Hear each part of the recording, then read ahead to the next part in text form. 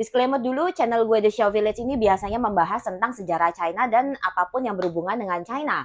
Tapi karena gue juga adalah Apple fan girl, gue gatel banget pengen ikut berkomentar tentang keributan iPhone 16 yang terjadi baru-baru ini. Singkat kata, Indonesia melarang peredaran produk iPhone 16. Kalau kalian mencoba mencari di kayak toko ijo, toko eren, which is Tokopedia dan Shopee, atau marketplace online lainnya, produk ini sudah tidak akan bisa muncul di pencarian. Bahkan kalau kalian adalah seller Tokopedia, kalian pasti bakalan dapat email yang menjelaskan bahwa mulai sekarang iPhone 16, which is hari ini tanggal 1 November 2024 ya, iPhone 16 sudah dimasukkan dalam kategori produk terlarang. Mereka yang kepengen punya iPhone 16, satu-satunya cara adalah harus membeli dari luar negeri. iPhone 16 yang sudah dibeli sebelum tanggal ini masih tetap bisa digunakan, tetapi dilarang diperjualbelikan. Karena kalau memperjualbelikan iPhone 16, dituntut melanggar Peraturan Pemerintah Nomor 46 Tahun 2021 Pasal 35 tentang pos telekomunikasi dan penyiaran dan bisa dikenakan denda atau kalau misalkan kalian punya badan usaha, izin usahanya bisa dicabut.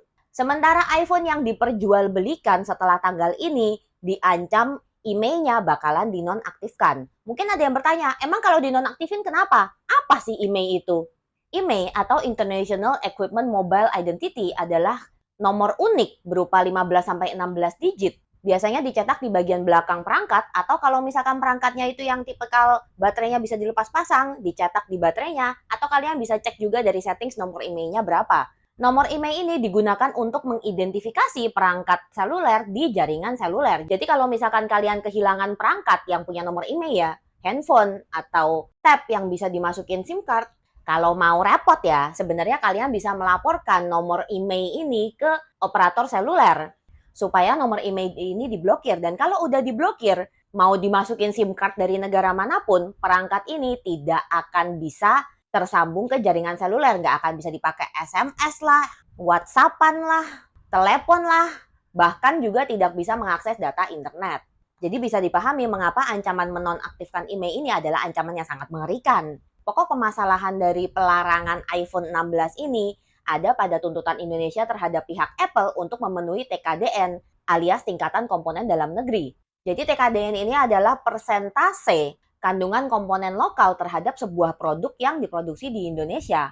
Biasanya TKDN ini diberlakukan terhadap produk teknologi mulai dari handphone, gadget, produk elektronik lainnya, otomotif, atau proyek infrastruktur sebagai bagian dari kebijakan pemerintah untuk mendorong industrialisasi, menggalakkan penggunaan komponen lokal, dan mengurangi ketergantungan kita terhadap impor. Apalagi impor dari China. Karena terus terang, iPhone yang banyak beredar di Indonesia sekarang itu pabriknya ya di China juga.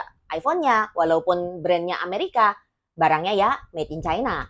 Skema untuk memenuhi TKDN biasanya ada 3. Yang pertama adalah mendirikan pabrik di dalam negeri. Kedua adalah pembuatan aplikasi di dalam negeri. Dan yang terakhir adalah pengembangan inovasi di dalam negeri. Sebenarnya pihak Apple ini sudah pernah taken dan memilih opsi yang ketiga, yaitu pengembangan inovasi dengan cara membangun Apple Academy.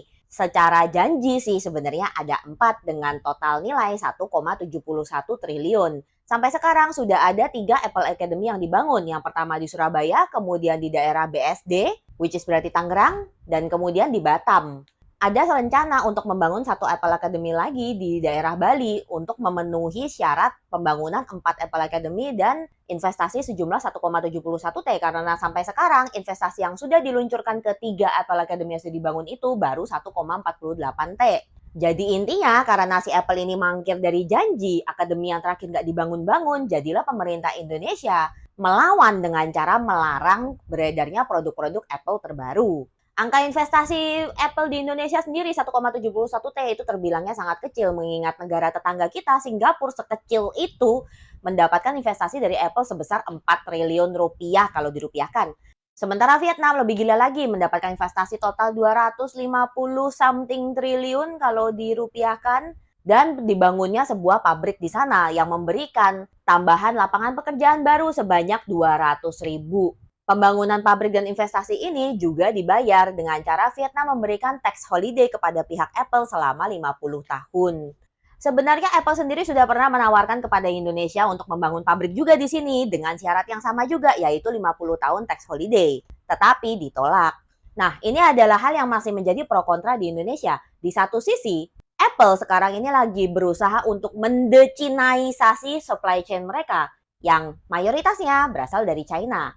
Tetapi Indonesia sendiri kalau mau mengundang Apple menjadi partner bisnis dan berinvestasi gede-gedean di Indonesia, so far yang bisa kita tawarkan baru dua hal. Yang pertama adalah tenaga kerja yang murah dan yang kedua adalah pasar konsumen yang gede banget. Tahun 2023-2024 aja di Indonesia itu sudah ada 3,8 juta perangkat Apple yang laku. Kalau misalkan satu produk aja harganya 10 juta, which is I think more than that, gua aja beli Apple iPhone 14 itu 20-an juta, berarti pendapatannya dia udah 3,8 juta kali 10 juta, berapa triliun, my mind just goes blank karena nolnya kebanyakan. Tetapi di sisi lain, pertama kita kekurangan tenaga kerja ahli, kemudian birokrasinya di Indonesia ini sangat berbelit-belit, kalian pasti udah banyak juga yang mafum, duit pelicinnya biasanya juga dimintanya suka gede-gede, suka nggak ngotak, belum lagi kalau ditambah dengan korupsinya yang tinggi banget, dan pemerintah kita ini suka sangat amat tidak fleksibel untuk urusan menangani investor asing.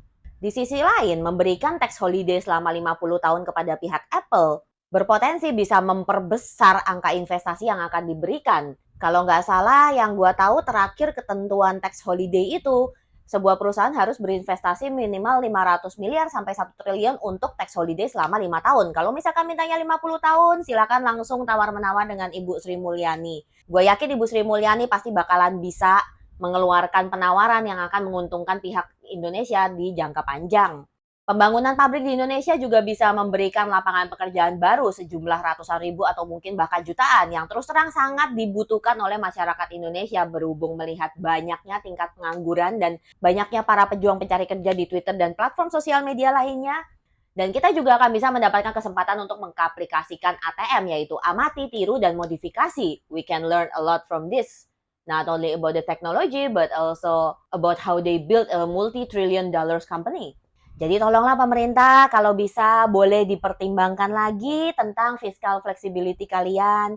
Jangan hanya melihat keuntungan kerugian jangka pendek saja, tetapi lihatlah in the grand scheme, apa yang bisa negara kita peroleh dalam jangka waktu 50 sampai 100 tahun ke depan. Kementerian Perindustrian sendiri mengklaim bahwa tindakan ini hanyalah cara untuk memaksa agar si Apple ini memenuhi kewajiban mereka, jangan kayak cowok brengsek yang ingkar janji, yaitu untuk membangun Apple Academy terakhir yang nomor 4 di Bali dan memenuhi kewajiban mereka investasi sebanyak 1,71 triliun rupiah. Selama kewajiban ini sudah dituntaskan, maka TKDN bisa langsung segera diurus dan handphonenya bisa diperjualbelikan lagi di Indonesia secara legal. Oh, for your information, sebenarnya yang dilarang itu tidak hanya Apple iPhone 16 saja, tetapi juga produk-produk Apple terbaru yang di-launching belakangan ini. Salah satunya adalah iWatch Series 10. Jadi, kalau mau beli yang seperti itu, mungkin lebih baik kalian cek Google dulu. Sementara buat kalian yang kaum FOMO dan kebelet banget pengen punya iPhone 16, tidak bisa menunggu sampai ada keputusan lebih lanjut tentang TKDN ini, bisa banget diakalin dengan cara membeli Apple iPhone 16 di luar negeri. Bisa di Singapura, bisa di Malaysia, bisa ke negara lain kalau misalkan mau. Harganya tentu saja tergantung berbeda-beda. Tapi yang setahu gue kalau di dekat sini dibandingkan antara Singapura dan Malaysia, Singapura lebih murah. Di sana harga iPhone 16 itu dibanderol sekitar 1.299 Singapore dollars atau 1.399 Singapore dollars untuk yang iPhone 16 Plus. Kalau dirupiahkan, yang iPhone 16 doang itu berarti sekitar 14,7 juta. Tapi jangan berpikir kayak, anjir kayaknya murah banget, mendingan gue beli di Singapura banyak. Semua barang elektronik yang dibeli di luar negeri dan dibawa pulang ke Indonesia akan dikenakan pajak dan bea cukai ketika kalian mendarat di Bandara Soekarno-Hatta. Berupa 10% bea cukai elektronik, kemudian 11% PPN, dan 10% PPH, atau 20% kalau pembelinya tidak punya NPWP. Jadi kalau di total-total, ya sama aja juga sama harga yang dijual kalau barangnya masuk ke Indonesia. Dan selain itu, Apple 16 yang kalian beli di luar negeri, ketika sampai di Bandara Soekarno-Hatta juga harus diurus untuk mengaktifkan IMEI-nya di kantor bea cukai setempat, yang tentu saja akan memakan biaya ekstra again. Karena kalau kalian tidak mengurus IMEI-nya ini biar aktif, ya iPhone 16 ini bakalan cuma jadi pajangan doang, tidak bisa dipakai. Episode kali ini adalah iseng-iseng sambat gua sebagai Apple fangirl yang ingin mengomentari tentang sepak terjang si Apple dan Indonesia yang ribut belakangan ini. Tapi buat kalian para pecinta sejarah, boleh banget untuk ngecek channel gue. Bisa cek berbagai video dan playlist yang ada di layar gadget kalian. Jangan lupa juga like, share, dan subscribe. Thank you for watching. I will see you in the next video. Bye-bye.